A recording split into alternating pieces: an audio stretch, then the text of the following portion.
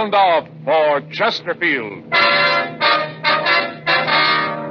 Chesterfield, only cigarette in America to give you premium quality in both regular and king size, brings you Dragnet.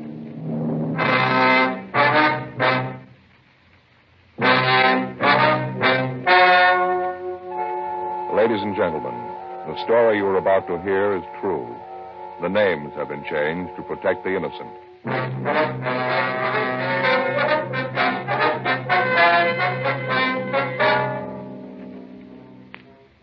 You're a detective sergeant. You're assigned a homicide detail. Naval intelligence tells you that 2 Marines have been picked up for the shore patrol. They're reported sick. 1 is in critical condition. Foul play is suspected. Your job? Investigate. Here's what leading tobacco publications have had to say about king-size Chesterfield. U.S. Tobacco Journal, Atlanta, Georgia. Chesterfield king size is going strong. One jobber reordered twice this week in addition to his regular order. And the Chicago Weekly, Tobacco Leaf, reports more calls for Chesterfield king-size cigarettes than for most brands being marketed. The reason for king-size Chesterfield's amazing success is this. All king-size cigarettes give you quantity, but only Chesterfield king-size gives you quantity plus quality. Premium quality. That means Chesterfield king size contains tobaccos of better quality and higher price than any other king size cigarette. The same fine tobacco as in regular Chesterfield. Enough more of this tobacco to give you over a fifth longer smoke. So remember, Chesterfield is the only cigarette to give you premium quality in both regular and king size. Buy 'em either way you like 'em. Chesterfield gives you the best possible smoke. Much milder.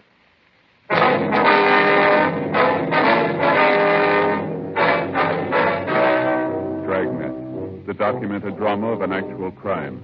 For the next 30 minutes, in cooperation with the Los Angeles Police Department, you will travel step by step on the side of the law through an actual case transcribed from official police files. From beginning to end, from crime to punishment, Dragnet is the story of your police force in action.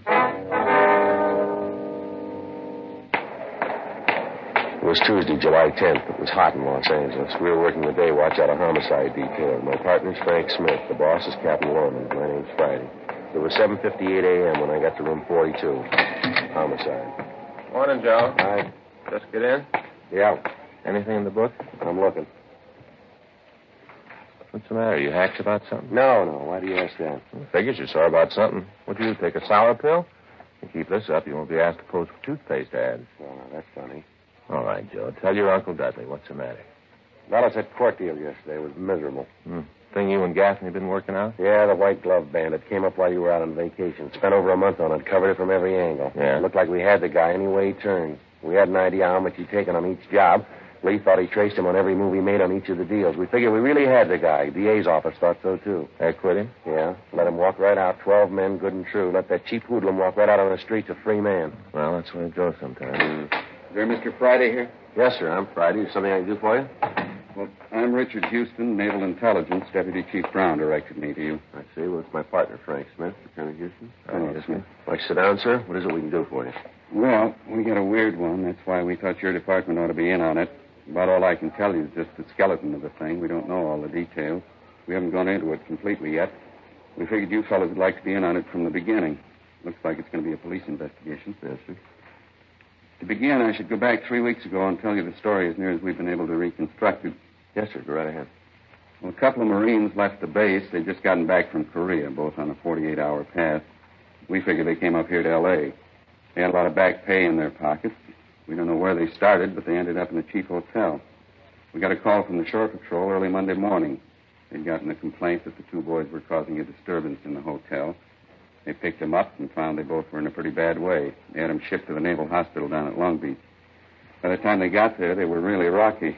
Well, I'm sorry, sir, but I don't quite see just how we're connected with this. Well, I'm getting to that. Oh, I'm sorry. All right, I'm a little long-winded. Anyway, last night, the boys had been AWOL for over 2 weeks. They were brought into the hospital, like I said. Doctors did what they could, but it was too late to help. One of the boys died late last night. We're not sure about the other one. That's where you come in. sir. They were both poisoned.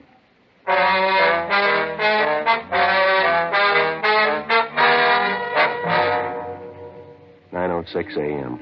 Frank and I talked with Captain Lorman, then we checked out a trip car and left for Long Beach. When we got there, we talked with the doctor in charge. He told us that it would be later that night before the boy would be completely out of danger. He said, however, that we could talk to him if we phrased our questions so that the answers could be kept fairly brief. We looked over the boy's record. His full name was Jack Wayne Walker, age 24. He'd enlisted in the Marine Corps on January 14th, 1950. He'd spent almost a year in the Far East, and his service record had been good until this time. The record of the victim, PFC Edward Monahan, was pretty much the same. The boys had both come from the same town in Arkansas. The date of their enlistment was the same. They'd served overseas the same time. At 3:48 p.m., the doctor ushered us into Jack Walker's room. Who are you? Police officers, Jack. We'd like to talk to you. What's it about? I haven't done anything. At least I don't think I did. No, it's not that. We'd like to find out what happened while you were up in L.A. Well, I killed my buddy up there. That's what happened. You heard about that, didn't you? Yes, we did. That's what we want to talk to you about. Poor Ed. Year in Korea. Guys taking pot shots at us. Cold, mud. Then we got to come back here to get it. I didn't trust that little crumb. I knew we shouldn't have had anything to do with it. Well, you shouldn't have trusted who, Jack? Stubby. You know the rest of his name? No, just Stubby. I just can't believe it about Ed. He shoved off for L.A. going to have a last fling. Ed was getting married as soon as we got home. All right, if you could just start right at the beginning. Oh, sure. Well, first, we both had a 48-hour pass. We figured to go to L.A., like I said, for last fling. A few drinks, look at some of the lights, have a little fun. Sort of a bachelor party for Ed before he got hitched, you know. Well, we pulled into town. Let's see, I think it was Saturday morning. A couple of buddies told us about a joint up there where we could have some fun. Yeah. Well, we head up there, and nice little place that hour of the morning, I guess about 10:30. Well, we start in to drink. It gets pretty foggy after that. Like little parts in a jigsaw, you know. You sort of see a little bit of everything, but the whole picture ain't there. Yeah. Well, I remember we hung around the place for 2 days, and then it all really goes black. The next thing I remember, we woke up in some flea bag. I remember looking at the calendar on the wall. We was already a couple of days AWOL. Ed and I talked about what we should do. And then we get to trying to think up an excuse for the CO for being AWOL. With our CO ain't easy. He's had experts try. Ed says he'd figure out something, so we stop at the bus depot, get back to base. On the way, we pass this bar, and Ed says, well, maybe we ought to stop and have one more for the road, so we do. And I don't remember much for a couple more days. And I remember once we stopped and watched the guy get tattooed. Ed and I got talking about it, you know, whether or not we should have it done. Finally, we figured it was kind of kid stuff, so we didn't. I remember that because it was right after we left the tattoo place, we went to this bar where we met Stubby. Well, this is the fellow that you were talking about? Yeah, it's him. And you met him in a bar? Yeah. Ed and I were sitting there trying to figure out what we was going to do, you know. We were pretty broke by this time, and then, too, we was over 2 weeks AWOL. Anyway, sliced, we had big trouble. Yeah. Well, we walked into this place. It was about 4:30 or 5 in the afternoon. At least near as I can tell, that's about what time it was. The whole deal gets kind of foggy. We sat down at this bar and ordered a drink, and just sitting there minding our own business, trying to figure what we ought to do. Then this Stubby joker comes up, sits down next to Ed, brings a drink with him. He was in the bar when you came in, is that right? Yeah, well, at least I think so. I didn't pay much attention, but he had a drink when he come up to Ed and me. Yeah, go ahead. Well, he got to talking about the Corps, and next thing we know, he's setting up the drink. The way we was fixed, as long as he wanted to buy, we wasn't going to argue. Did they seem to know this Stubby in the bar? Yeah, the girl who waits on tables called him my name. All right, you want to go ahead? Yeah, well, this Stubby kept going on about how he liked the Corps and how he'd won a whole flock of citations in Korea. Told us all about the time he'd spent in Japan. First, we thought he was just throwing a bunch of coconuts at us, but we'd ask him about places in Korea and things you could only know if you was there. He'd come up with the answers all right, but even with all that, there was something that just didn't ring true. Yeah. Anyway, long about 8 or 8:30 that night, Stubby got in a thrash with the bartender, something about the price of the drink, so he suggested we go up to his place and get a jug, you know, and drink up there. Well, I wasn't too hot for the idea, but Ed said we had nothing to lose, and we didn't have a sack for the night, and there wasn't much dough left, so we shoved off with him. Where'd this Stubby live? A hotel down on 5th. I'll tell you how to find the place. Same place you were picked up in? Yeah. We got the address then. Oh, okay. Well, what happened when you got Stubby's room? Well, we cracked the jug, sat around drinking for a while, and then Ed and I went to sleep. Mm-hmm. I tell you, the next morning we had the biggest hangovers in the entire United States and Canada, both of us. We felt miserable. Ed started beefing about the cheap booze Stubby'd rung in on us. That's when he tried to tout us on them pills. What pills are those? Oh, them things supposed to relieve hangovers. Oh, you mean the kind they sell in drugstores? Oh, no, damn. Stubby told us about that one. He'd come back to the States. He'd stood some duty in a hospital and said that while he was there, he got them pills. Said there was a special prescription, that they was great for head shrinking. He wanted us to try them. Did you? Well, no, not right away. He kept after us, though, kidding us about being big, tough Marines with a hangover. And then he took one of the pills, leastwise we thought he did. So Ed and I figured then we didn't have anything to lose. You took one of these hangover pills then, did you? Yeah, we both did. Mm-hmm. What happened then? Well, nothing right away. Stubby said it'd take a little time for it to take effect. We got up and started to get dressed. Ed and I thought we'd better get back to the base, you know. We'd probably be in enough trouble as it was without worrying about a hangover. Yeah. You left the room? No, we was just getting our stuff together, and Ed took sick. Said he had awful pain in his stomach, like a cramp, you know. And we asked Stubby if the pill could have caused it. He said no. Must have been the booze. Mm. Well, right about then, I was getting ready to mop up the place with this Stubby. I figured sure he'd given us a Mickey. I couldn't figure why, though. And then it hit me. That pill, huh? Yeah, I guess so. Real bad cramps in my stomach. I got real dizzy. The room started to go around. And we asked this Stubby to call a doctor, and that's when we knew he was really in trouble.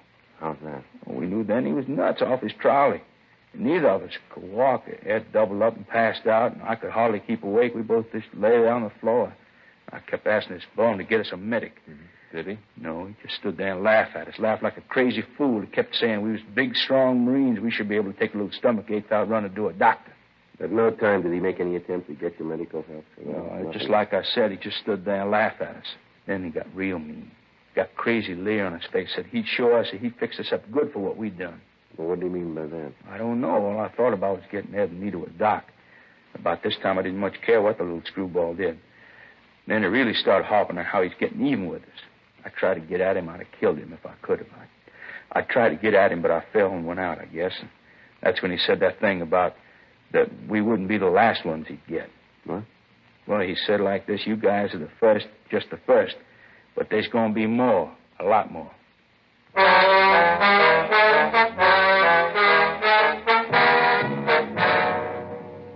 We continued to talk to Jack Walker. He gave us a complete description of the man he'd known as Stubby. And going over the story again with him, there were a few changes in it, but none that couldn't be accounted for by his condition. We got the address of the bar where he'd met Stubby. We checked with the doctor, and he told us that both boys had been given a powerful corrosive poison. He went on to say that it was a miracle that Jack Walker was still alive. 9:26 p.m. Frank and I drove back to Los Angeles. We checked into the office and ran the name Stubby through the moniker file in R&I, but we found nothing. We got out a local and an APB on the description and the name. The stats office started to run on the M.O. Frank and I checked the hotel on 5th Street, and the manager showed us the room, but he said that it had been cleaned and occupied since the two Marines had left. Leighton Prince went over the room, but failed to come up with anything. We took the hotel registration card and booked it in as evidence. The man had signed his name as Alton Richards. The manager gave us the same description as the one we'd gotten from the Marines. We ran the name through R&I, but we failed to come up with any new leads. There'd been no replies to the broadcast, and the stats office had finished the run and had come up with 4 possible suspects. These were checked out, but they led us nowhere. 2:30 a.m. We checked the bar, but we found it was closed. Wednesday, 8:14 a.m. We briefed Captain Lorman on the developments, and then we went over to again check the bar where the two Marines were supposed to have met Stubby. The place was deserted except for one man drinking a beer. The waitress was sitting in her rear booth filing her fingernails. Frank and I went back to talk to her.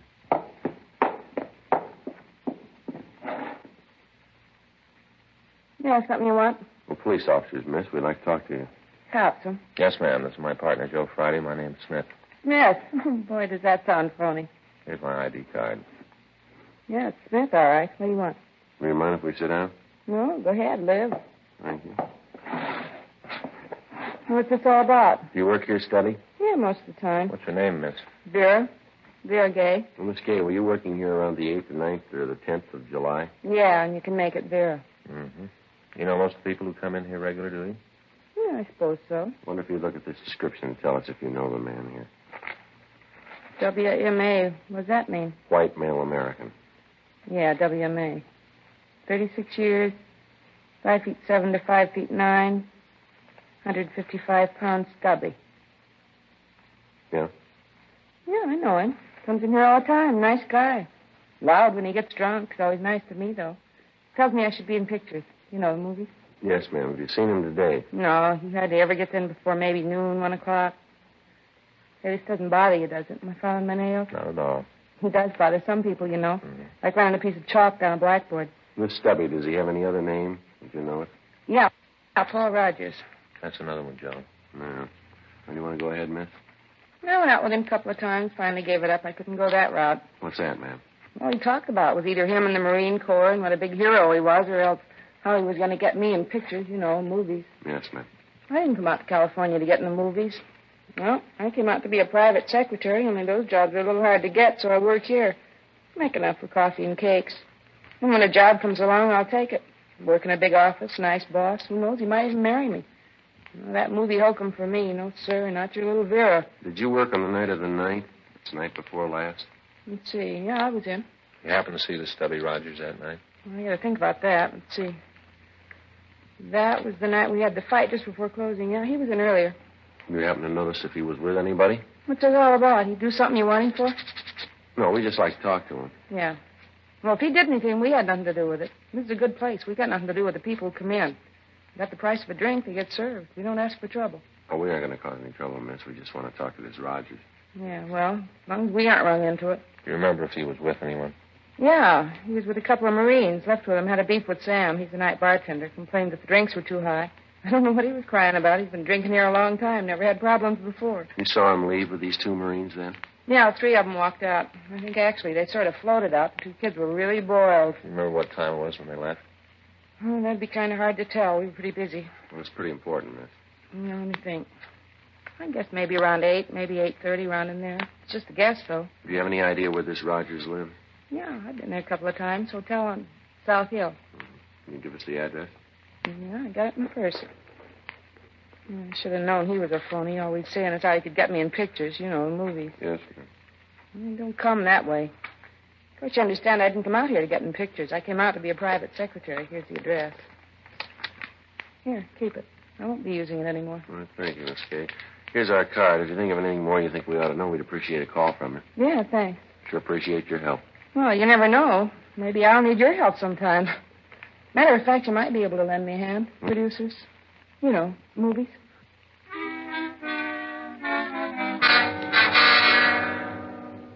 Frank called the name Paul Rogers into the office, and a supplementary broadcast and an APB were gotten out. A stakeout was arranged on the bar. We went back to the city hall, and a check through R&I on the name Paul Rogers netted us nothing. We drove over to the hotel on South Hill. The manager told us that Rogers was not in his room. He went on to say that Rogers had not been using his room regularly for the past week or so, but that he had been in a couple of days before in the company of a soldier, and that as far as he knew, the soldier was still in. In the company of the manager, Frank and I went upstairs. The manager unlocked the door, and we went in. A minute, Frank. There's someone in bed. Yeah. Come on, you. How about it? Just a minute. How about it, Joe? I don't know. He's dead.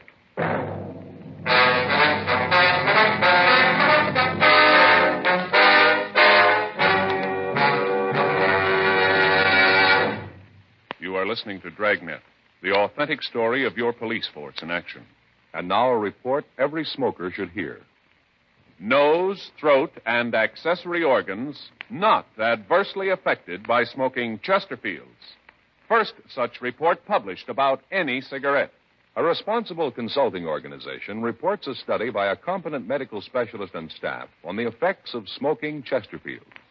For 6 months, a group of men and women smoked only Chesterfield, 10 to 40 a day, their normal amount. 45% of the group have smoked Chesterfields from 1 to 30 years, for an average of 10 years each. At the beginning and end of the 6 months, each smoker was given a thorough examination, including x-rays, and covering the sinuses, nose, ears, and throat. After these examinations, the medical specialist stated, It is my opinion that the ears, nose, throat, and accessory organs of all participating subjects examined by me were not adversely affected in the 6 months period by smoking the cigarettes provided. Remember this report and buy much milder Chesterfields, regular or king size.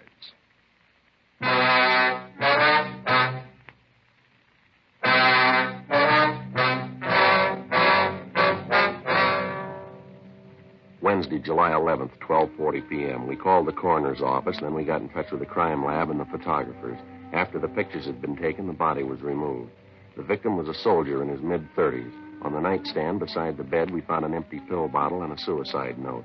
The note was booked as evidence and turned over to Don Meyer for comparison with the handwriting taken from the hotel registration card that Rogers had signed. The men from Leighton Prince went over the place thoroughly. They came up with several classifiable prints. Fingerprints found on the bottle belonged to the victim. There were several other sets in the room which were not identified. The crime lab went over the room, and they went back to the lab to make their analysis. All officers in the area were alerted to be on the lookout for Rogers. Frank and I talked to the manager of the hotel, a Henry Corey. He told us that Rogers had lived in the hotel for the past 4.5 months. He said that Rogers was quiet, kept pretty much to himself, and for the most part was a good tenant. He said that on several occasions Rogers had gotten behind in his rent, but that he'd always managed to come up with the money. The manager told us that in the conversations he'd had with Rogers, the main topic had been the Marine Corps and the suspect's record overseas. Rogers presented himself as an armchair general, constantly calling down the way the situation was being handled. He would refer to his own exploits, but when questioned about his leaving the service, he became vague and evasive. Additional handwriting samples were obtained and sent to Meyer. The manager told us that the latest victim had come in with Rogers the night before, and that at the time he'd been pretty drunk. They'd gone upstairs, and when Rogers had left in the morning, the manager had assumed that the soldier had gone the night before. 3:20 p.m. Frank and I went back to relieve the stakeout at the bar.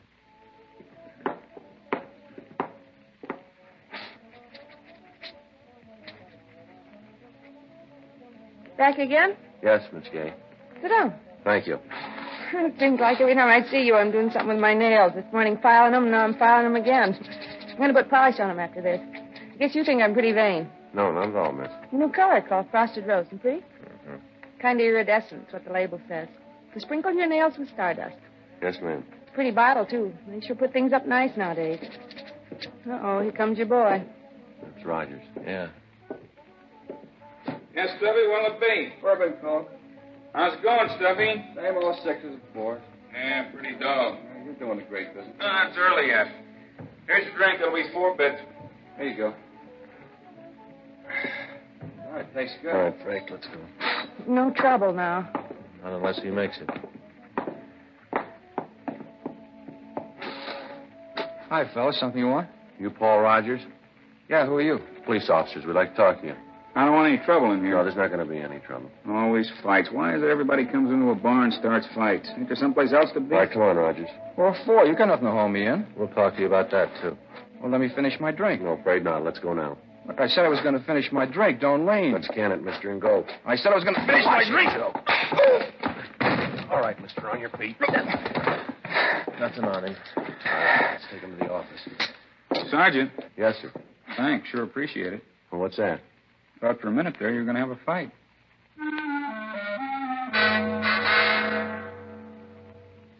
We took the suspect back to the city hall. Then we checked the name through the Marine base in San Diego. Lieutenant Richard Houston called back to say that Rogers had received a court-martial and a dishonorable discharge in January of that year.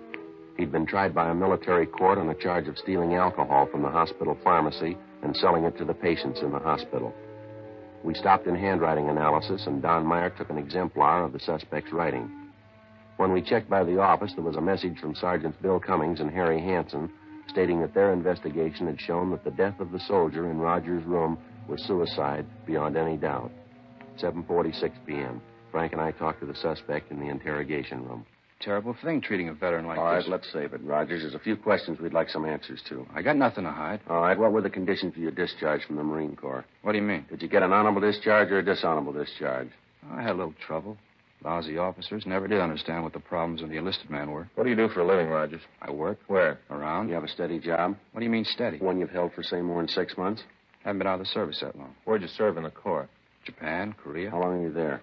About 4 or 5 months. Why'd you come back? I was wounded. How? What do you mean, how? Just that. How were you wounded? Well, I wasn't exactly wounded. I had my feet frostbit. Mm-hmm. According to this here, you went AWOL and got lost. When they found you, your feet were frozen. Is that right? What's that you got? Your record in the Corps. You got a lot of nerve digging into that. Just what do you got me in here for anyway? I done nothing that puts me in line for this kind of Do you treatment. know a couple of Marines named Ed Monahan and Jack Walker? Monahan? Walker? No, I don't think I know. You ever register in a hotel on 5th Street? No, I live over on Hill. You know a soldier named Marty Wilkins?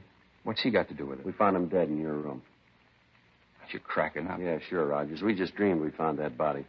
Had nothing to do with him. Met him in a bar. He said he wasn't feeling too good. Said he didn't have a place to sleep. I let him have my room. Something wrong in that? Be a little kind, and now even that gets you in trouble. You sure you don't know a Marine named Ed Monahan? Positive. There's something wrong, Rogers. Girl at the bar says she saw you leave the place with 2 Marines. They could have been Monahan and Walker. Well, maybe I know them. I might and still not know their names. You didn't take him up to a room you'd rented in a hotel on 5th Street? No, I told you once I never lived on 5th.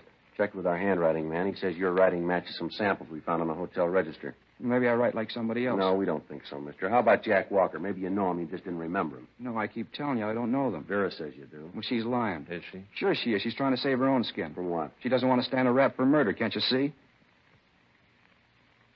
Yeah, go ahead, Roger. I'm saying nothing until I see my lawyer. You sure you don't want to tell us why you did it? I got nothing to say. Makes it tough, Roger. What do you mean? Just makes it rough, that's all. Looks like you're going to have to stand a murder rap. Yeah? It's the way it looks. Well, I didn't mean it. I didn't. I just wanted to get even, that's all. Just get even. For what, Rogers? For the way the Corps treated me. Kicked me out. I didn't do anything really wrong. Copped a little alcohol, that's all. No harm done. They look at it a little different. Yeah, that's the trouble. Stinking brass, they're all alike. They don't care what happens to us, the guys in the field. Try to get a job. I looked everywhere. I just didn't fit. Seemed like everywhere I went, I got into trouble. I wanted like it was when I first went in, like it was after boot camp. Walking down the street, girls looking at you, a Marine, a big man. They took that away from me. They wouldn't let me enlist again. I tried, but they wouldn't let me. You can understand what that'd do to a guy, can't you? I don't know. Well, it tore me apart. Right then, I decided to get even with all the stinking gyrenes in the world. They wouldn't let me in, and I hated them. Yeah. Remember what happened the day you gave the 2 boys the pills, do you? Sure, I remember all of it. Oh, they cried for a medic. They weren't big men then. No, sir, they sure weren't. All right, Rogers, we'll get a stenographer. Tell me, Sergeant. Yeah. Did I get both of them? No, Walker's going to be all right. He the young one? That's right. A real nice kid. Lucky, too. Is that right? Yeah. No worries. Really got it made. Uniform, that's what does it. Uniform makes all the difference in the world. Yeah, well, don't worry. You'll get one.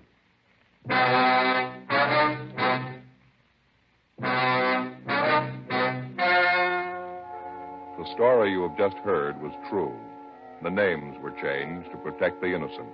On November 13th, trial was held in Department 87, Superior Court of the State of California, in and for the County of Los Angeles. In a moment, the results of that trial. Now, here is our star, Jack Webb. Thank you, George Fenneman.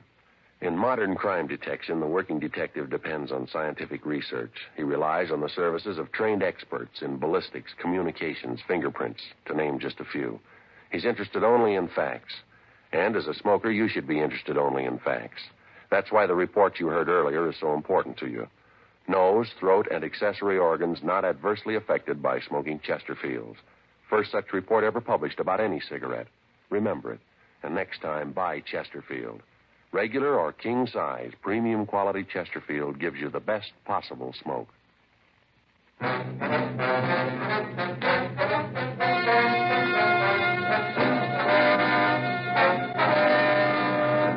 Paul M. Rogers was tried and convicted on 1 count of murder in the first degree. He was sentenced to life imprisonment in the state penitentiary, San Quentin, California.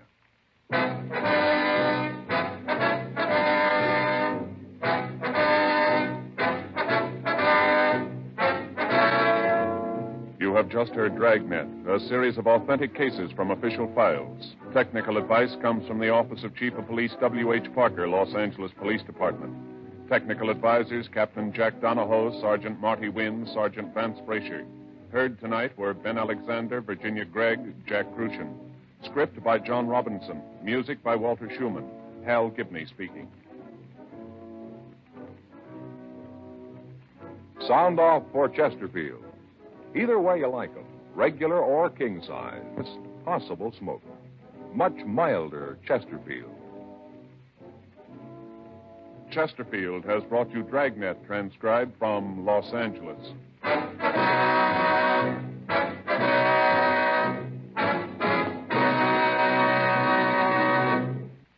Tonight, it's Barry Craig, confidential investigator on NBC.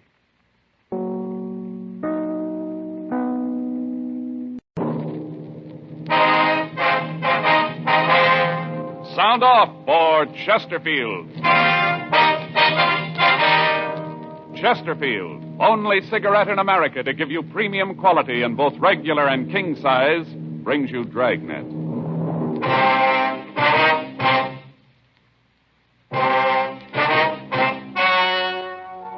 Ladies and gentlemen, the story you are about to hear is true.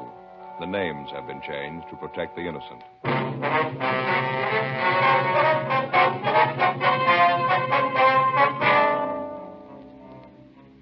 You're a detective sergeant. You're assigned to robbery detail. You get a call that a bank has been robbed.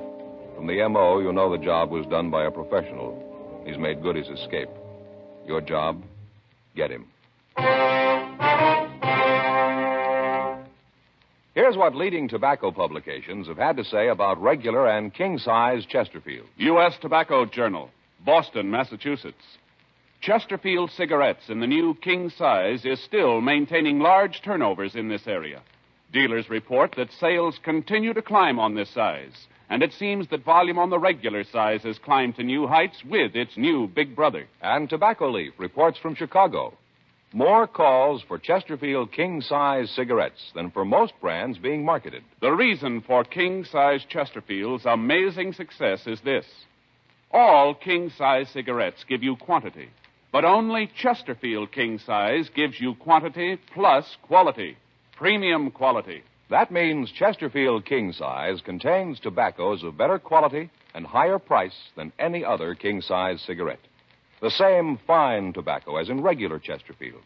Enough more of this tobacco to give you more than a fifth longer smoke. So remember, Chesterfield is the only cigarette to give you premium quality in both regular and king size. Buy 'em either way you like 'em.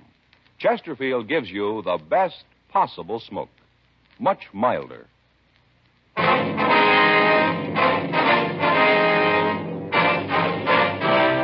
Dragnet, the documented drama of an actual crime. For the next 30 minutes, in cooperation with the Los Angeles Police Department, you will travel step by step on the side of the law through an actual case transcribed from official police files. From beginning to end, from crime to punishment, Dragnet is the story of your police force in action. It was Monday, January 21st. It was cold in Los Angeles. We were working the day watch out of robbery detail. My partner's Frank Smith. The boss is Captain Didion. My name's Friday. It was 2:56 p.m. when I got to room 27A. Robbery. Joe? Yeah.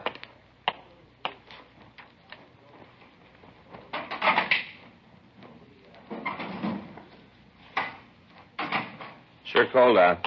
Yeah, the paper says you'd warm up a little before the end of the week. Well, I hope so. How'd your weekend go?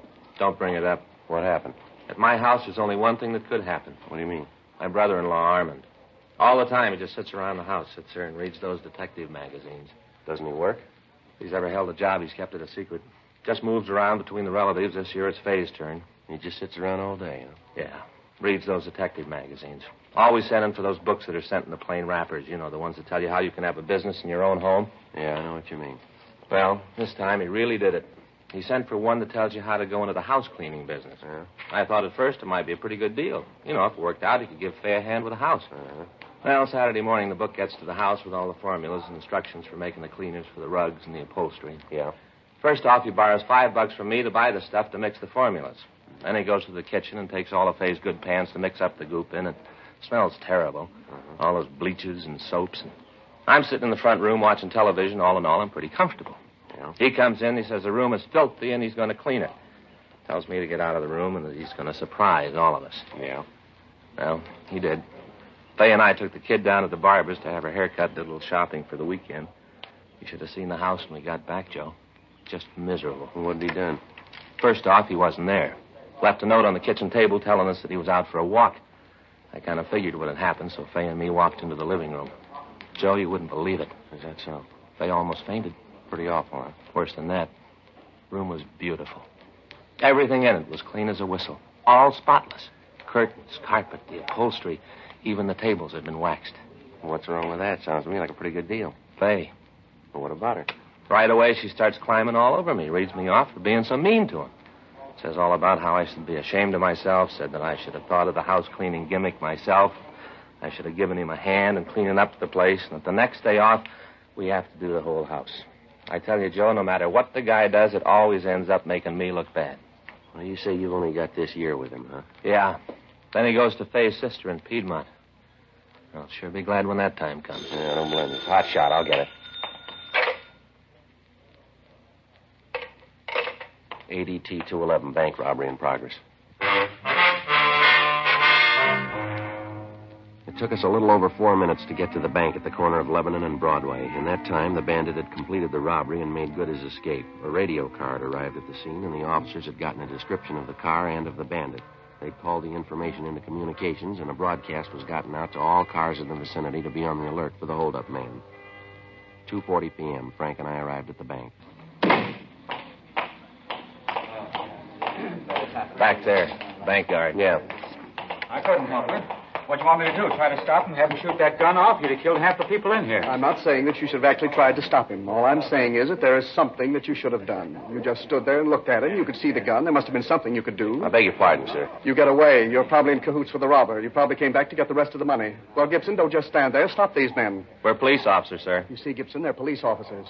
You have a badge or something? After this, I don't think I'll trust anyone again. Yes, sir. Here's our identification. Oh, yes, Officer Friday. This is my partner, Frank Smith. How do you do? I suppose you want to ask me a lot of questions? Well, there are some things we'd like to know, sir. You'd like to talk in my office, I guess. It'll be more quiet there. That'll be fine.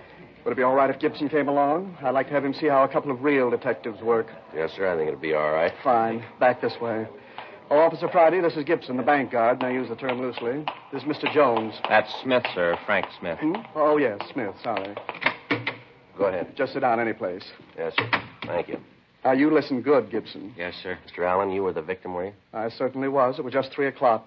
Gibson was just putting up the chain across the door, you know, to keep people out. Yes, sir. Gibson was out there. I was in here in my office. Go ahead, Gibson. Tell the officers about it. Yes, sir.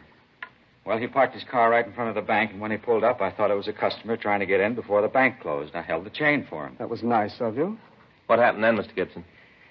As soon as he got to the doorway, I saw the shotgun. He had it kind of under his coat. You know, I tried to stop him, but he had the gun pointed right at me. He said that if I made a move, he'd as soon shoot me as look at me. Mm-hmm. You sure it was a shotgun, are you? Yes, sir, I could tell. It was a 12 gauge. It was sawed off. He told me to get over in that little alcove near the entrance to our escrow department. Mm-hmm. I did. And he told me to hand over my gun.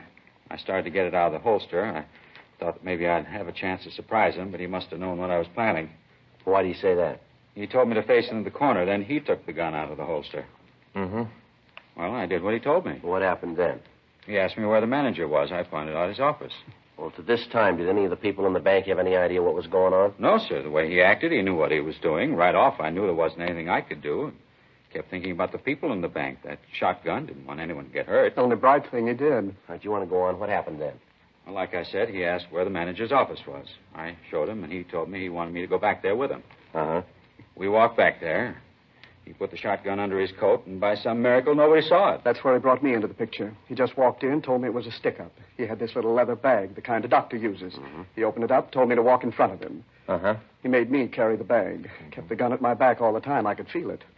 Made me walk down the row of windows, the ones into the teller's boxes. At each one, he made me stop and ask the tellers for the money. Did he touch anything at all, do you remember? No, he wore gloves all the time. He was real careful, wouldn't touch anything. After I put the money into the bag, he'd tell each one of them that if they made a sound, he'd kill me, then come back and kill them, too. It was terrible. Almost scared me to death. Well, who was it that turned in the alarm here? Walter, the cleanup man, sir. He was in the back of the bank, and he came out of the vice president's office. He saw the robber, and then he sneaked back into the room and called you. The bandit just barely got out of the place when the police car pulled up. We gave the other officers a description of the car and the bandit. Yes, sir. We heard the broadcast. All the cars in the area have been alerted. I wonder if I could have a drink of water, officer. I'm so nervous. I'm still not over it. My stomach's going to be grinding for a month. You're a member of the Federal Reserve here, aren't you? Oh, yes. Mm-hmm. Well, then the Federal Bureau of Investigation will be in on it, too. Yes, sir. Water's right over here. I keep it in the office for my pills. I have ulcers, you know. Yes, sir. Would you like a drink? No, sir. No, No, thank you. Well, what happened after the man finished taking the money from the cages? He walked out of the front of the place and got in his car. By that time, I could hear the sirens of the police car coming. He just left. On the way out, he said, if we told him anything about him, he'd come back and kill us. Yes, and he looked right at me when he said it. You've got to give me some sort of protection. I'm not going to make a sitting duck of myself. We'll take care of that, sir. Could you give us a description of the man, sir? I've already given it to the 2 officers who were here. Well, we know, sir, but if you wouldn't mind. Of course not. How tall would you say he was? Oh, about 5'11", maybe 6 feet. How old would you say he was? 30, 35, round in there. Mm-hmm. How much do you think he weighed? Oh, about 160, maybe more. I'm not very good at guessing weights. How about his coloring? Was he dark or light? Light. He had real light blonde hair. His eyebrows were almost invisible. They were so light that you almost couldn't see them at all. Same with his eyelashes. Mm-hmm. How about his clothes? Beg your pardon? His clothes, what was he wearing? Well, he had on a blue shirt. No, I'm sorry, sir. I think it was a white shirt. Was it? No, I'm sure it was blue. I remember because he was wearing a brown coat. I thought that he certainly didn't have very good taste, what with wearing a blue shirt and a brown coat. No, Gibson, no. The shirt was blue. No tie. Brown coat and black loafer shoes. I remember these because they were the only thing about him that looked good. They looked like those ones that are advertised in the magazines, you know, Skegums or something like that. Black. Mm-hmm. Was there anything unusual about him? I beg pardon? Anything unusual about him? Anything that might cause you to remember him, know him if you saw him again? Well, there were the bandages. What's that, sir? When he came in, he had bandages on his face. One over his right eyebrow, another on his chin, right here, sort of on the throat. You mean regular bandages? No, sir. They were those adhesive kind, you know, with the gauze and tape all together. Oh, yeah. And you say he had one over the right eyebrow and one on his chin? Yes, sir. I see. I still think it was a white shirt. I said it was blue. Are you trying to say that I don't know blue when I see it? No, sir. I just think that you might have made a mistake in all the excitement. Officer. Yes, sir? It was a blue shirt. All right, sir. How about his car, the one he got away in? It was parked right out in front. Did you see it? Certainly I saw it. I was standing right in the door when he drove away. Well, can you describe the car for us? Yes, like I told the other officers, it was a late model Buick, dark blue, a coupe. I'm sorry, sir, but it was a green Ford sedan. All right, now let's see if we can't let Mr. Allen tell his story, Mr. Gibson. We'll check it with you when we finish with him, all right? I don't know what you're trying to prove with these officers. After the way you handled the affair, there's no use trying to impress them with your prowess as a detective. It was a dark blue Buick coupe. Anything unusual about the car that you could see? Any dented fenders, stickers, windshield emblems, anything like that, would you remember? No, I didn't notice anything special. No, sir. It looked pretty new as far as I could tell.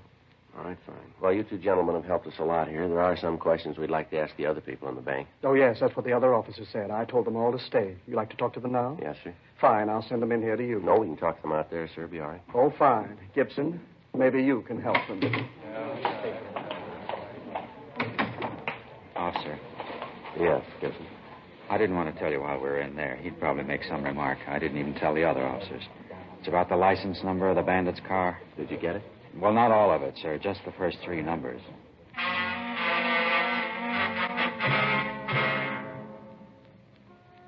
The bank guard went on to explain that in the confusion, he had failed to give the information about the license number to the other officers. We continued to talk to him. He told us that the bandit had tied a cloth over the rear license plate, and that as he drove away from the scene, a corner of the cloth had come loose, and he was able to see the first 3 numbers of the plate. We called this information into communications, and a supplemental broadcast was gotten out. In company with agents from the FBI, we talked to the rest of the employees in the bank. From them, we got a fairly good description of the holdup man and of his car. They agreed that it was a late-model dark Ford sedan. With FBI agent Tom Ashford, Frank and I checked by the office and asked the stats office to make a run on the M.O. We checked the oddity file on R&I on the possibility that the tape might have been used to cover scars or other marks that would make identification easier. 9:46 p.m. We stopped and got some sandwiches and coffee, and then we went to the DMV offices. Hi, Joe. George, you know Frank. Yeah, hi. How's it going, George?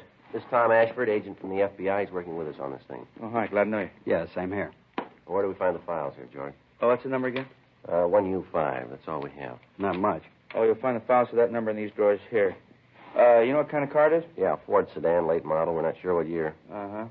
Oh, go to it. I don't envy you. Yeah, 9,999 possibles. Mm-hmm. Well, that's it for the night. I think I'll shove off. Anything you guys need, there'll be somebody here. You can give me a call. I'll leave my home number on the desk. Right, thanks a lot. Good night, George. Good night. Hope you find it before I get back. Yeah. So do we. Well, let's get to it. Right. Let's see. 1U5. It took us the next 8 hours to go through the almost 10,000 license registrations. Each file card had to be checked for a similarity of make and model. Each automobile in the Los Angeles area was listed, and then each one in the entire state.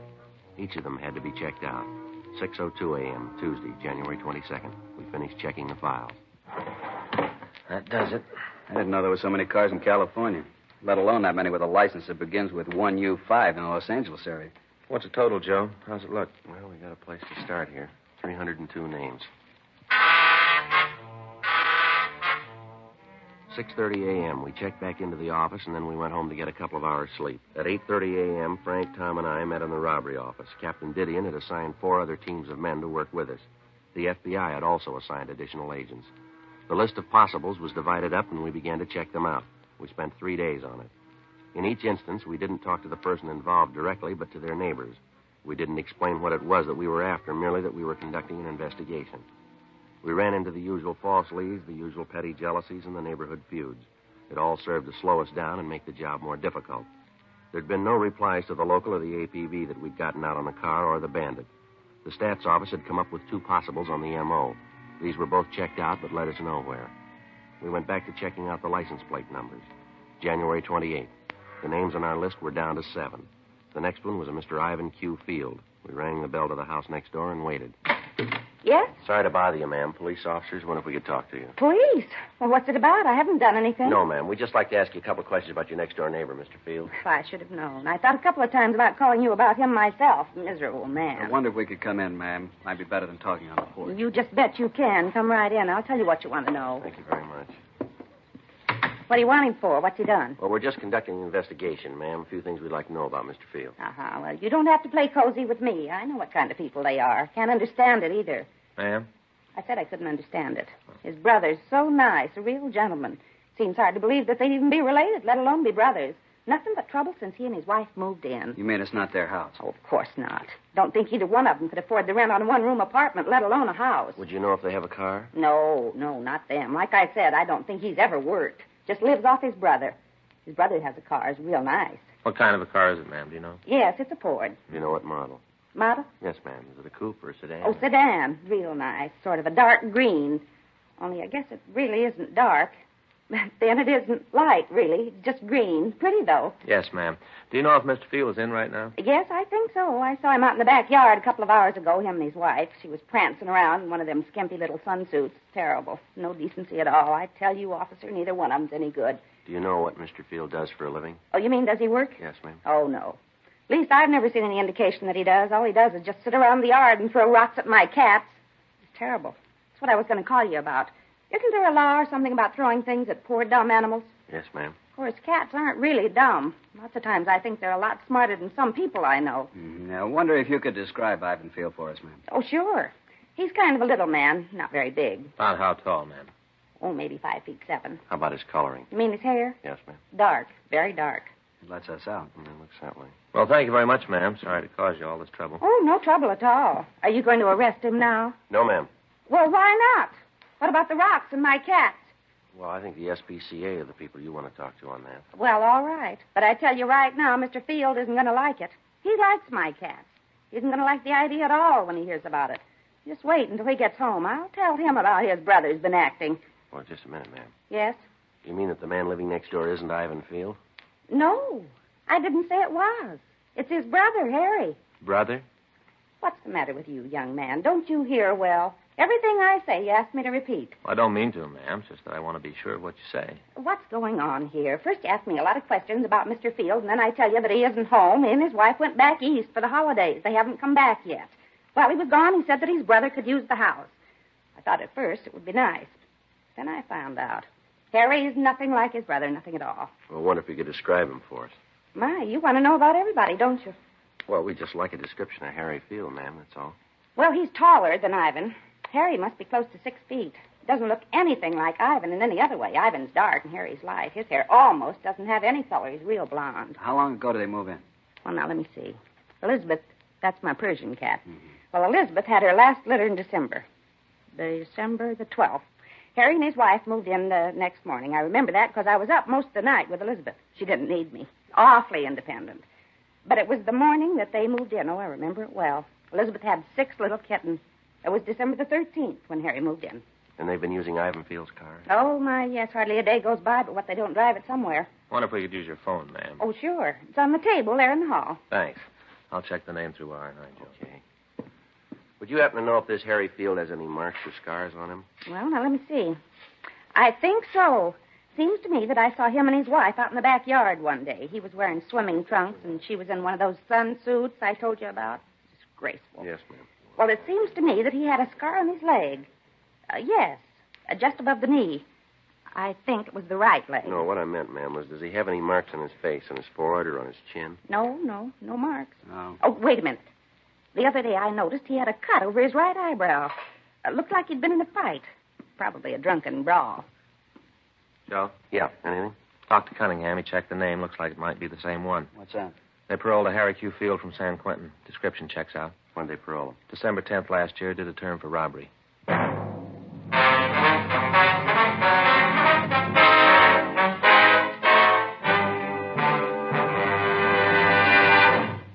You are listening to Dragnet, the authentic story of your police force in action. Chesterfield was first to name its ingredients. Ingredients that give you the best possible smoke. Now, Chesterfield is first to give you scientific facts in support of smoking. Nose, throat, and accessory organs not adversely affected by smoking Chesterfields. First such report published about any cigarette. A responsible consulting organization reports a study by a competent medical specialist and staff on the effects of smoking Chesterfields. For 6 months, a group of men and women smoked only Chesterfield. 10 to 40 a day, their normal amount. 45% of the group have smoked Chesterfields from 1 to 30 years, for an average of 10 years each. At the beginning and end of the 6 months, each smoker was given a thorough examination, including x-rays, and covering the sinuses, nose, ears, and throat. After these examinations, the medical specialist stated, "It is my opinion that the ears, nose, throat, and accessory organs of all participating subjects examined by me were not adversely affected in the 6 months period by smoking the cigarettes provided." Remember this report and buy Chesterfields either way you like them, regular or king size. Premium quality Chesterfields, and much milder.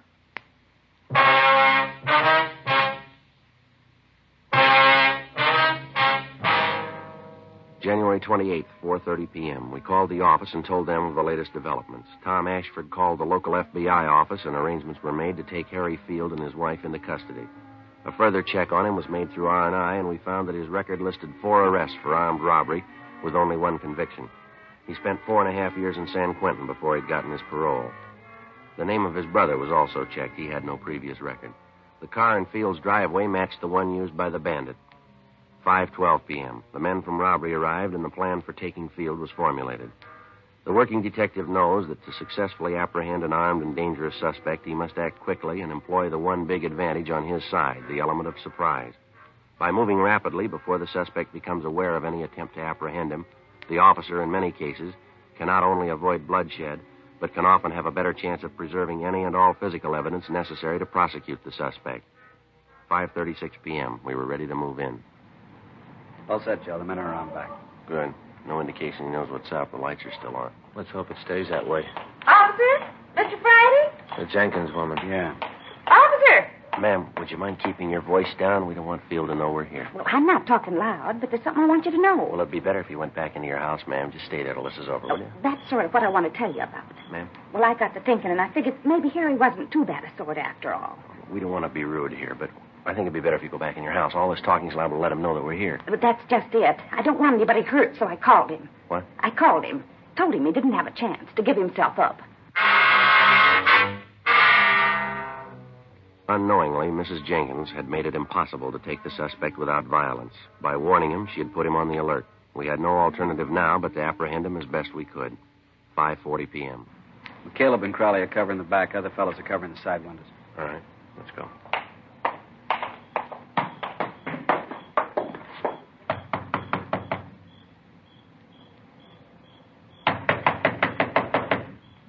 What do you want?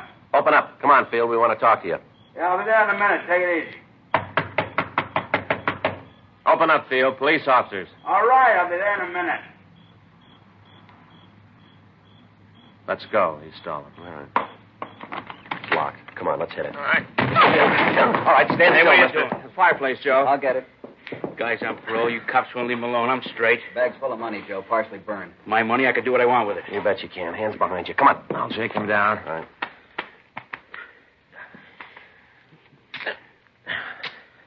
He's He's clean, Joe. You got him, huh? Yeah, we got part of the loot, too. He was trying to burn it. Carl and I'll shake the rest of the house. Right, Mac. All right, how about it, Field? We got the money, people who can identify you. Car parked in the driveway, it fits the description. You've been through this before. You got out of queue on December 10th. You pulled this job on January 21st. Is that right? Like I said, I fell once. I did my time. Joe? Yeah, Mac. Found his wife hiding in the back bedroom. Found a sawed-off shotgun. All right, let's get him out of here. Say, Frank? Yeah? Message came in for you before I left the office. Forgot about it. Say who it was from? No, I didn't leave a name. Here's a number. Why don't you phone right away? I'll call it now. We can take Field in. Good, Mac. Thanks. We'll be right behind you. We're going to talk to his wife anyway. Okay, Field, let's go. All right, come on, Frank. Come on.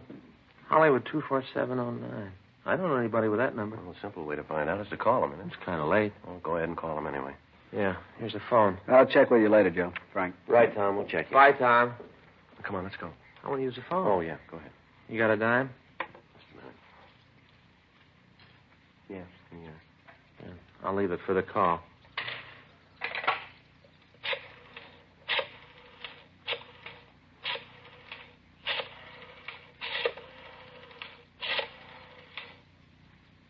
Huh. Wonder who it is. Hello. What place is this? Oh. Well, this is Frank Smith. Were you looking for me? Yeah. Yeah, he does. Oh. Yeah, that's the right address. Yeah. I should have known. Well, what's that? Call from the Murphy House Cleaning Company. What do they want? My brother-in-law. Called him in to clean up our house. Yeah, what about it? Now they want to know where to send the bill.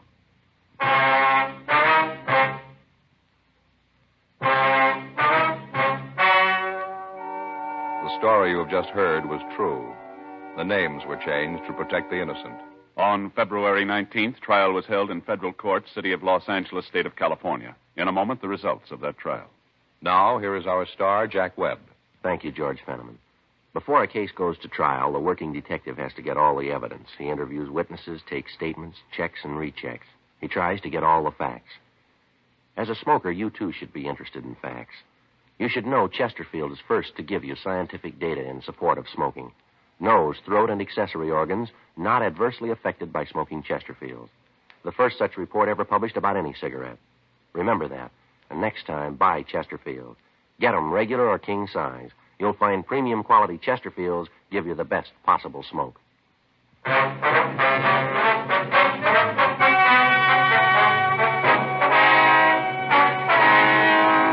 Harry Q. Field was tried and convicted of violation of the federal bank robbery statute. He received a sentence of 20 years in a federal penitentiary, McNeil Island, Washington.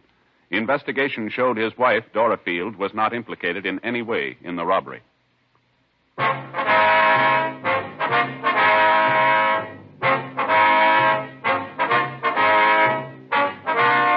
You have just heard Dragnet, a series of authentic cases from official files. Technical advice comes from the Office of Chief of Police W.H. Parker, Los Angeles Police Department.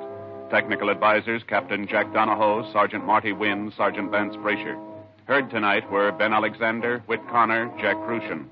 Script by John Robinson. Music by Walter Schumann. Hal Gibney speaking. Sound off for Chesterfield. Either way you like 'em, regular or king size, Chesterfield gives you the best possible smoke. Much milder Chesterfield. Chesterfield has brought you Dragnet, transcribed from Los Angeles.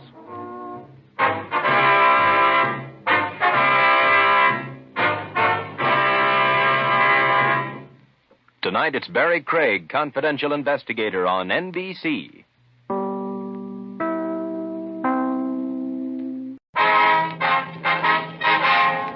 Sound off for Chesterfield. Chesterfield, the only cigarette in America to give you premium quality in both regular and king size, brings you Dragnet.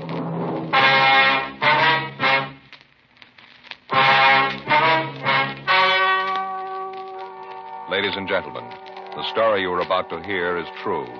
The names have been changed to protect the innocent.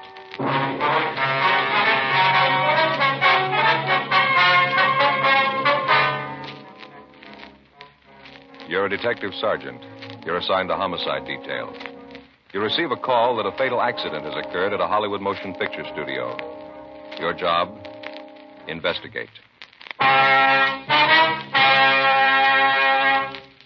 Here's what a leading tobacco publication and the nation's press have had to say about king-size Chesterfields. U.S. Tobacco Journal. Atlanta, Georgia. Chesterfield King Size is going strong. One jobber reordered twice this week, in addition to his regular order. And the Herald Tribune reported, king size is a sellout. Extra supplies of Chesterfields rush to dealers here. The reason for king-size Chesterfield's amazing success is this. All king-size cigarettes give you quantity, but only Chesterfield King Size gives you quantity plus quality. Premium quality. That means Chesterfield King Size contains tobaccos of better quality and higher price than any other king-size cigarette. The same fine tobacco as in regular Chesterfield. Enough more of this tobacco to give you more than a 1/5 longer smoke. So remember, Chesterfield is the only cigarette to give you premium quality in both regular and king size. Buy 'em either way you like 'em. Chesterfield gives you the best possible smoke. Much milder.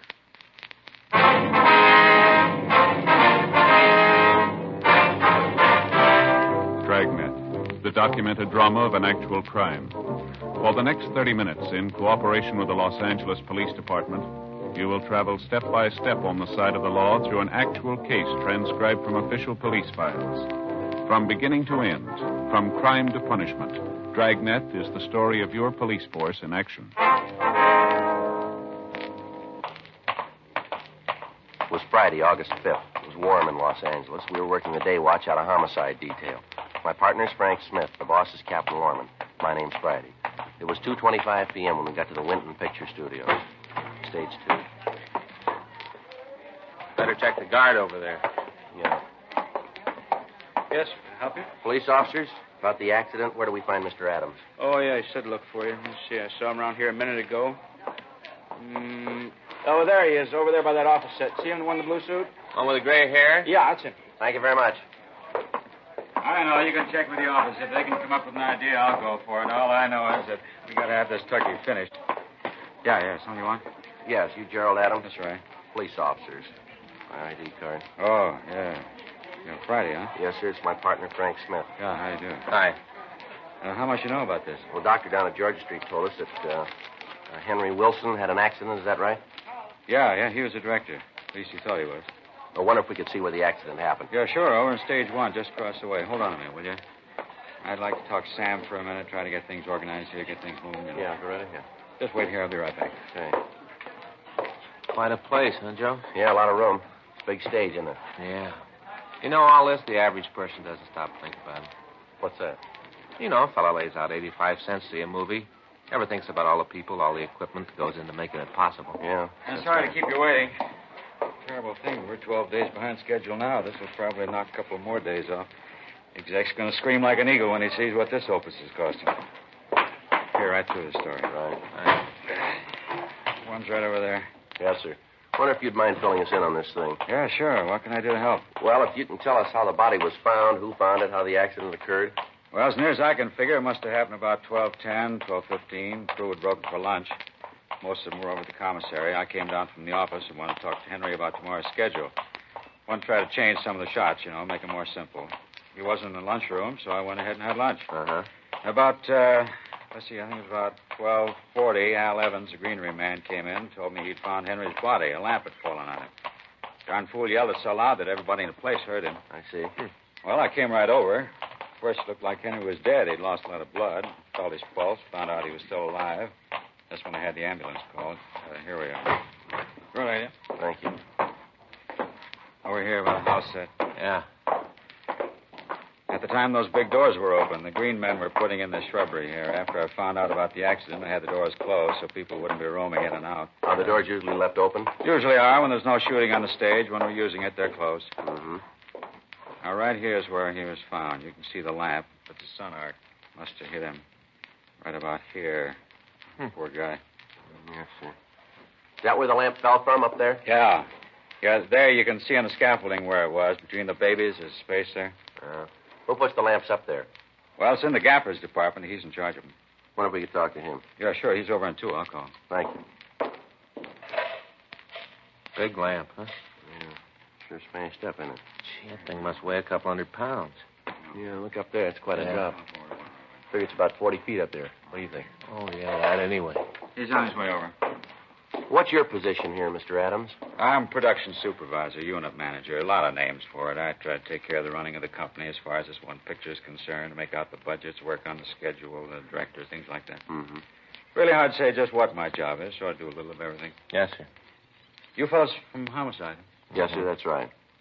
You think that there's something wrong here? Maybe Henry's accident wasn't an accident or something? Well, it's just that in any death where there isn't a doctor in attendance at the time of death, we have to look into it. It's just routine. I thought for a minute you might think there was something fishy about this. That's all we need. Have murder on the set. Might as well fold up. Oh, hi, Jerry. You want to see me? Yeah, Dick, these officers like to ask you a couple of questions. Sure. This is Mr. Friday, Mr. Smith, Dick Patterson, our gaffer. How are you? Hi, Mr. Patterson. What do you want to know? Well, Mr. Adams here tells us that you were in charge of installing those lamps. Is that right? Yeah, that's right. Are you trying to say I had anything to do with causing Henry's death? Oh, no, sir. We didn't say that. Well, what are you saying? Well, we're just trying to get the facts straight. No need to get upset. Well, what are you talking about? These cops come in here and try to make out I didn't put those lamps in right? That's not what they said. Well, don't you think I feel bad enough? Henry was a good friend of mine. We've been together a long time. I don't know how the lamp got loose. I wonder if we could look at its mounting. That'd be all right. Sure. I've wanted to get up there anyway, look at it myself. But Jerry here said not to touch anything till you guys got here. Okay. How do we get up there? There's a ladder back here at the rear of the stage. I can't understand it, Mr. Friday. I've been hanging lamps for a long time. It's going on 20 years. First time anything like this ever happened. Oh, here it is, just going up. Okay. Yeah, watch your step. Yeah, go ahead. Yeah. Okay. Yeah, we can get there down this way. They use these walks to hang the lights on, do they? Yeah, you got to be awfully careful, though. Watch your step. It's a long way down. Yeah. Once in a while, if you want a real high shot of the scene, we lift the camera up here. Mostly, though, it's used just for lights. Here it is. Now you can see there where the light was. Yes, sir. I'll appreciate it if you didn't touch anything. If you just stand back there. Sure. Yeah. The base of the lamp went through this hole there, huh? Yeah, that's right. Yeah, look at the one over there, same way. Yeah. Do you have anything else securing the lights once they're tied down? No, sir. Once they're in place, the weight of the thing itself will hold it. In other words, you drill this hole and you place the lamp in the hole, and it could. It doesn't look like the wood is chipped, does it? No, these scaffolds are pretty new. This stage hasn't been up more than a year. Well, from what you can see, Mr. Patterson, can you figure out how the lamp might have fallen? How it could have broken loose? Well, I'll tell you, officer. Bob, that's my best boy. Bob and I were over here last night checking the lights on the set. Now, I didn't actually get up here myself, but Bob did. Now, he's a good boy. He's been around a long time, doesn't make mistakes like this. He secured this lamp himself. Now, I know it was right. Well, then, have you got any idea how it might have fallen? None at all. Matter of fact, I don't think it did. Sir? I don't think it did fall. I think it was dropped.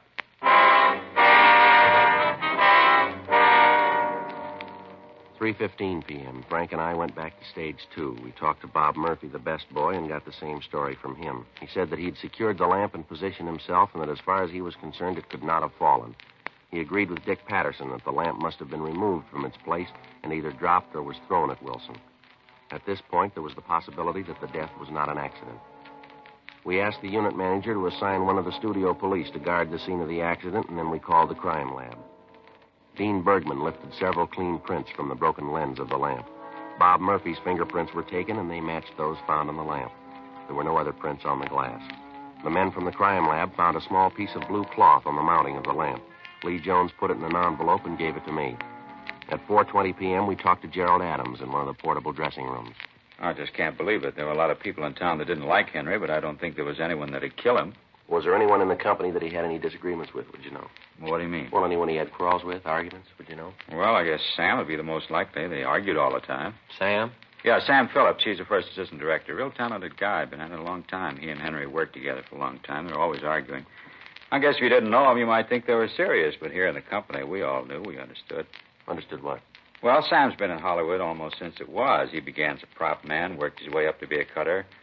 Then I guess about 15 years ago, he went into directing. Mm-hmm. He's going to get a picture of his own pretty soon. He'll do well, too. Real talent. Well, about these arguments, Mr. Adams, between Wilson and Phillips.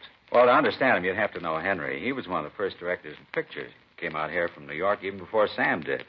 Really old school. He drove special cars, most of them pure white. Had all his clothes designed and made. He wore a cape while he was on the set, you know. Referred to himself as Wilson. You know, Wilson thinks this, Wilson thinks that. If you didn't know him, you'd take him seriously. Once you did that, you were in trouble. Mm-hmm. Were you ever present when one of these arguments took place? Yeah, matter of fact, they had one yesterday. That's so? Yeah, over in the commissary. I thought for a minute it was going to be pretty serious, and then I realized it was all a gag. Everyone else did, too. What was it about? Well, like I told you, the picture's 12 days over now. A lot of tension on the stage. Everyone's pretty edgy. Yeah. Well, Sam's a great practical joker, you know, always trying to cook up something. Mm-hmm. Most of the time, the jokes do the job. They give everybody a laugh. They all feel a little better. Well, day before yesterday, Sam got one of the set dressers and took a cement deer. You know, the kind people used to have on their front lawns. Yeah, I think I know the kind you mean. Well, the two of them carted this deer down the parking lot and put it in the back seat of Henry's car. He planted it so the deer was looking right at Henry when he got in the driver's seat. The thing weighed about 250 pounds. Once they got it in, Henry couldn't get it out. He tried that night. He couldn't make it. He didn't think it was very funny, did he? No. He had to leave it in the car all night. Drove home with it. Next morning, when he checked in the lot, he tried to get it out again.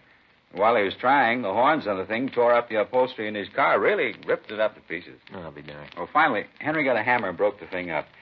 Smashed it in little pieces and threw them all out of the car. Left them right in front of the scene dock. Yeah. Was that when he and Phillips had the argument? No. Yesterday morning when Wilson got on the set, he wasn't saying anything to anybody. All the crew knew about the deer, and they were all waiting for him to say something about it, but he didn't. He just drove the crew through the morning setups. The argument took place at lunchtime. Yeah. Henry waited until the whole crew was having lunch, and then he stormed into the cafe. He walked over to Sam, really read him off, called him a child. He said that if he'd spend a little more time doing his work and less time playing around, the picture wouldn't be so far over scheduled. Really made him look like a fool. Argument went on for about 15 minutes. Well, what was Sam doing all this time? Well, he just sat there, and then finally he got up and grabbed Henry, kind of shook him, said he'd never been talked to like that before, and it wasn't going to happen again. Said he'd kill Henry next time he did it. Mm-hmm. Well, Henry looked pretty scared. Sam's a big man, you know. I think if he made up his mind to do it, he could have broken Henry in two. Mm-hmm. Sam looked at Henry for a minute, and then he laughed. Then Henry started to laugh, too, and then the whole place, I guess it's like laughing in a horror picture. Anything to break the tension. Looked real tight. Even I wasn't sure it was a joke, you know. You said that Sam lifted this deer into the car by himself? Well, I don't know if he did it by himself, but I know he could lift it without help. How much did you say that deer weighed? Oh, about 250 pounds. Why? Well, I was just thinking. That's about what that big lamp weighed, isn't it?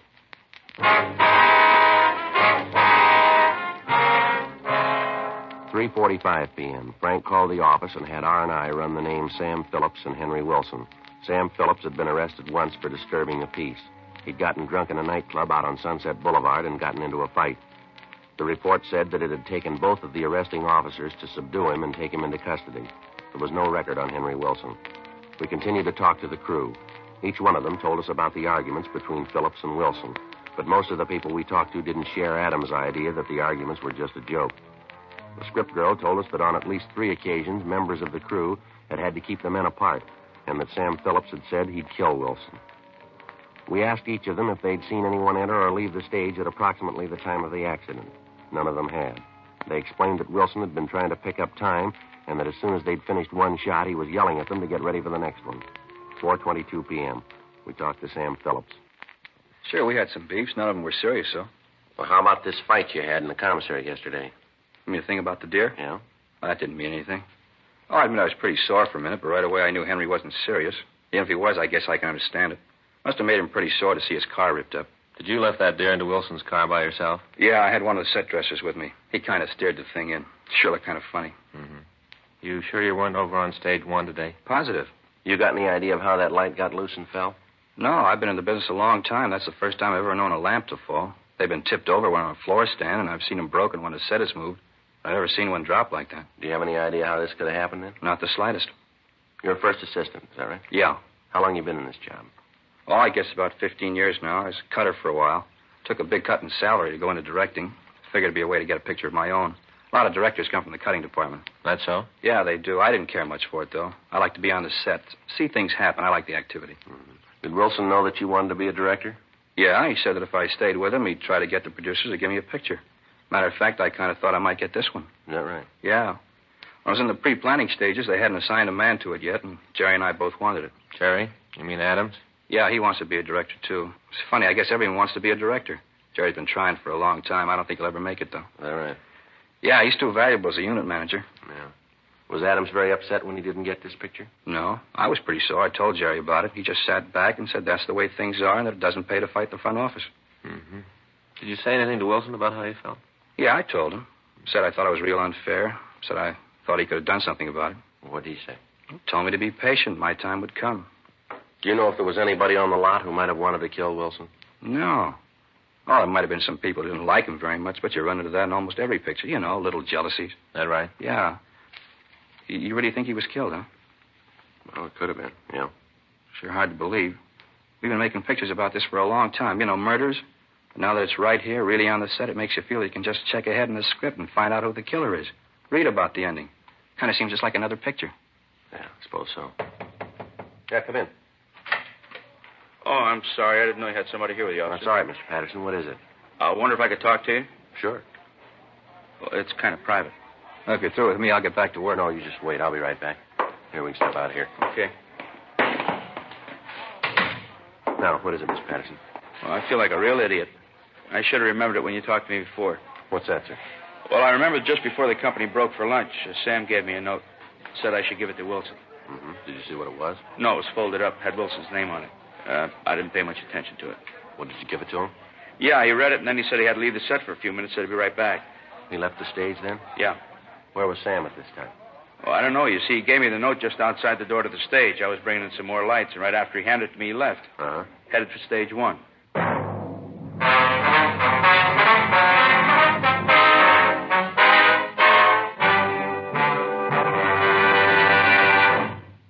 You are listening to Dragnet, the authentic story of your police force in action. Chesterfield was first to name its ingredients. Ingredients that give you the best possible smoke. Now, Chesterfield is first to give you scientific facts in support of smoking. Nose, throat, and accessory organs not adversely affected by smoking Chesterfields. First such report published about any cigarette. A responsible consulting organization reports a study by a competent medical specialist and staff on the effects of smoking Chesterfields. For 6 months, a group of men and women smoked only Chesterfield. 10 to 40 a day, their normal amount. 45% of the group have smoked Chesterfields from 1 to 30 years, for an average of 10 years each.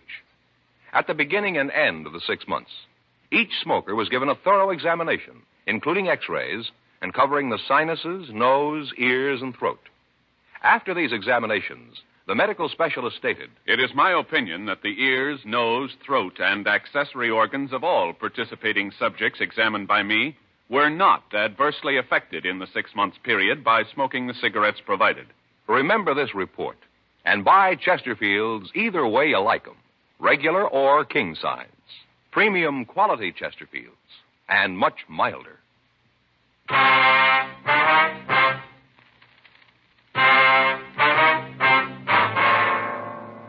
We talked to Gerald Adams and had 2 of the studio police start a search for the note.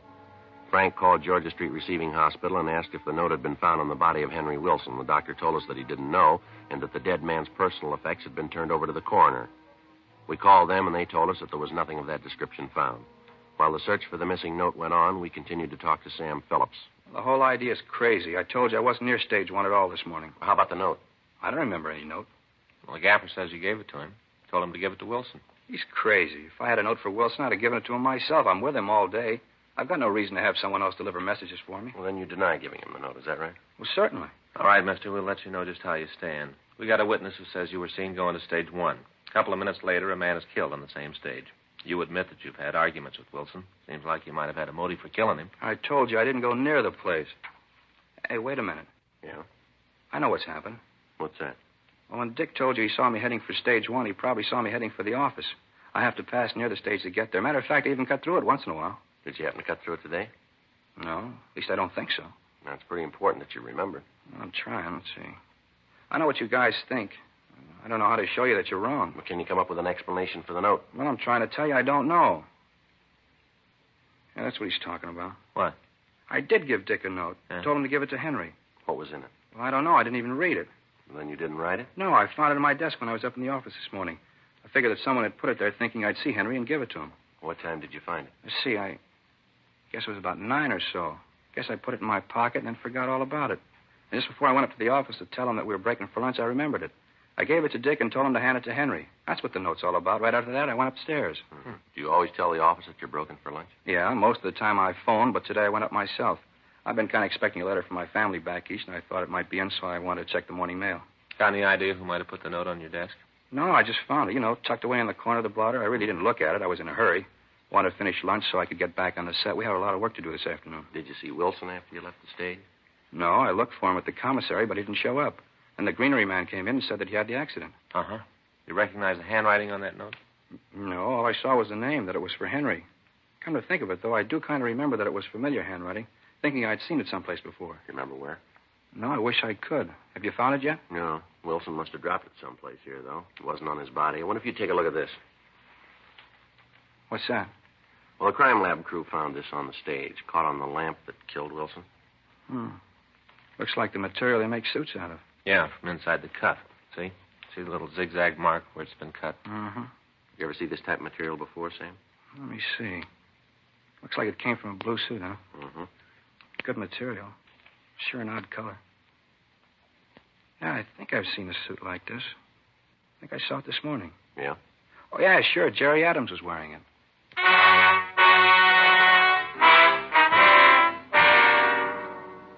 "6:30 p.m. We called Gerald Adams into the dressing room. Were you on stage one at all before the body was found? No, sir. Why do you think I had something to do with it? Well, we're just trying to get the facts here. Well, I want to help, but it seems to me that you'd spend your time a little better if you talked to Sam, the note and all. Still deny giving it to Henry? No, he says that he gave it to him. Well, then there you are. I guess that argument was a lot more serious than we thought, huh? That's a nice-looking suit you got on, Mr. Adams. New? Yeah, this is the first day I've worn it. Present from my wife.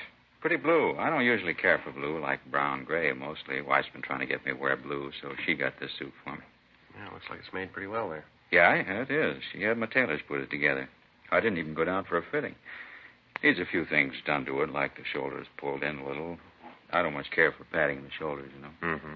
You mind if I look at the cuffs? I've always had trouble with the cuffs on my suits. You can see here how they've worn. It must be in the way they're made. No, I don't think so. That looks like it came from your shoes rubbing against it. You mind if I look? No, here.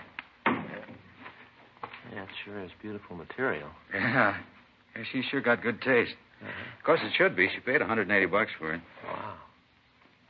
You got a little tear here on the cuff. Inside. Have you noticed that? No. Let's see. Right there. Oh, yeah. How about that? I got to get that fixed. A little piece torn right out, huh? Uh-huh. What did you do when you found Wilson's body? No, what do you mean? Well, what were your movements? Well, it'll be kind of hard to explain. If you want to walk over there, I can show you. All right. Let's go. Company's broken. I told him to wait up in the office. Figured you might want to talk to him some more. Fine. Here, I'll get the door. It's sure a beautiful night, huh? Yeah, it is. Best time of the day in the valley. After the sun starts to go down, everybody's always kidding about the cool breeze that comes up, Really does out here. I know the wife and I practically live out of doors during the summer months. Is that right? Yeah, we both love the valley. Right, here we are. That's the work lights on. You want me to get the others? No, there's enough light. Okay. Now, if you'd show us just what happened when you found the body. Well, I came in that door, the big one there. It was open. Was there anybody on the stage then? No, not right away. The greenery man came in right after me, and then Jack the guard from the other stage. Uh-huh. And like I said, the body was lying about here. And the lamp was there. You saw that when you were here. Yes, sir, we did. Did you go near the lamp, touch it in any way? No, I didn't. The only concern was Henry. That's all I thought about. I knelt down to feel Henry's pulse, and then I told Jack to go and phone the ambulance. Yeah? Then I had the doors closed. I waited until a lot of policemen got here, and then I went back to the other stage. Mm-hmm. Our crime lab found a piece of cloth caught on that lamp. Matches the tear in the cuff of your suit. Can't understand how it could have gotten there. What if we could look through your pocket? Why? What's that going to prove? We just want to take a look. It won't hurt anything. Well, maybe it won't, but I don't see why you're asking me all these questions. Seems to me that Sam's your killer. Why don't you talk to him? Make him tell you why he did it. All right, come on. Let's see what you got in your pockets. Take everything out and put it on the table. All right. Here's my wallet. You better take the money out of it. Okay. Now, let me see the wallet. All right, here. Just a second, Mr. Adams. What'd you drop over there? Right there. Looks like the note we've been looking for, Joe. What's it say? Wilson, I have to see you. Something's come up. Meet me on 1 when you break for lunch. It's private. Signed, Jerry. How about this, Adams? Oh, I don't know anything about it. Well, maybe we better talk downtown. Going on place with you. Watch him, Joe.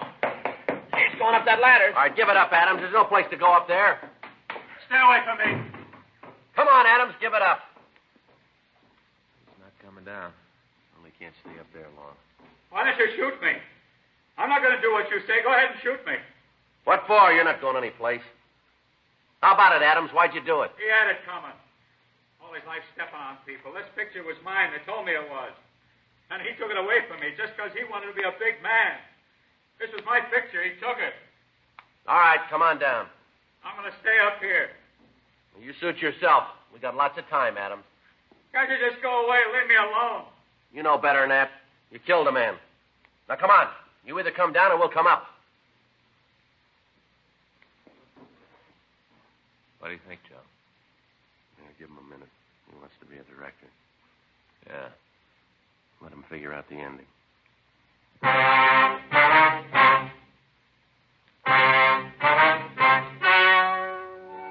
The story you have just heard was true. The names were changed to protect the innocent. On February 17th, trial was held in Department 89, Superior Court of the State of California, in and for the County of Los Angeles. In a moment, the results of that trial. Now, here is our star, Jack Webb. Friends, in a sense, every smoker is his own judge and jury when it comes to selecting a cigarette. Now, you've heard the facts in our case for Chesterfield, and I'd like to sum them up for you. Chesterfield, the first and only cigarette to give you premium quality in both regular and king size. Chesterfield, the first and only cigarette to name all its ingredients. And now, Chesterfield gives you scientific facts in support of smoking. You heard the report read earlier. Nose, throat, and accessory organs not adversely affected by smoking Chesterfields. First such report ever published about any cigarette. Consider these facts carefully. I'm sure you'll want to change to Chesterfields. Regular or king size, Chesterfield gives you the best possible smoke. And much milder.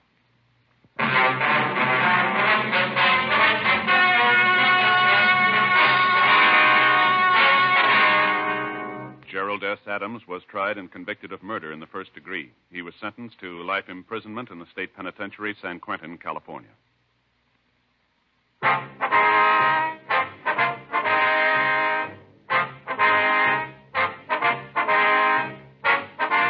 You have just heard Dragnet, a series of authentic cases from official files.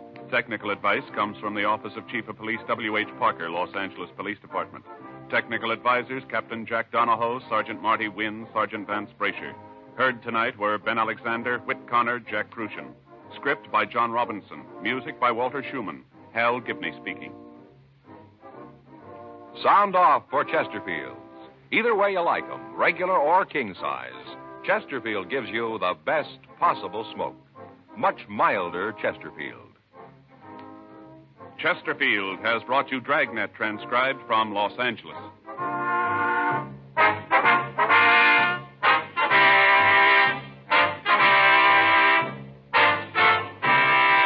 This is NBC, the nation's headquarters for election news.